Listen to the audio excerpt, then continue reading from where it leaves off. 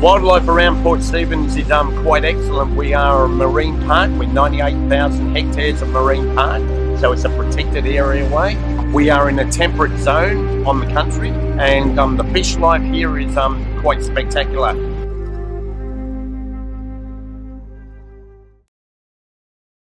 We actually have more bird species here than any other part of the country. So between the migratory birds and the birds that live here, we have more than Kakadu National Park.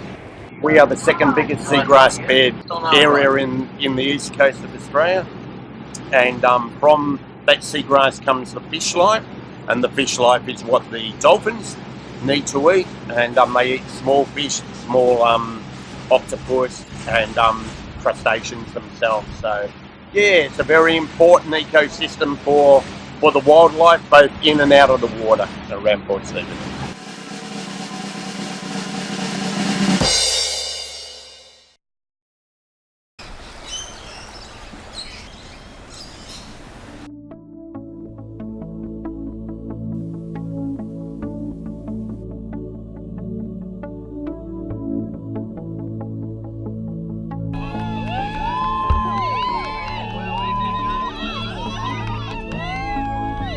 We have about 30,000 humpback whales coming up the east coast of Australia. They're migrating from Antarctica and heading to the warmer waters of North Queensland. The reason that they do migrate is so that the mothers can give birth to the babies in the warming waters, because the babies have no fat reserves on them, and they need to migrate up there.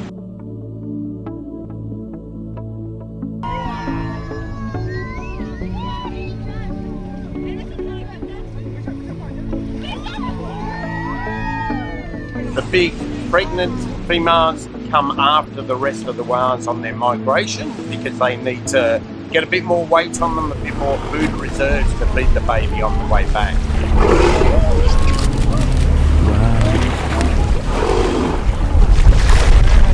The whales themselves are very special. They're a big marine animal. They're a cetacean. They come from the ungulate family, which is the hoofed animal family. So their closest land relation is the hippopotamus. So they're basically a hippopotamus that have gone to the water. No one knows why, but they think they were competing with dinosaurs for food at the time, and it was easier to go back to the water, and they turned the big back legs into a big tail, but they kept the lung systems that they had on the land.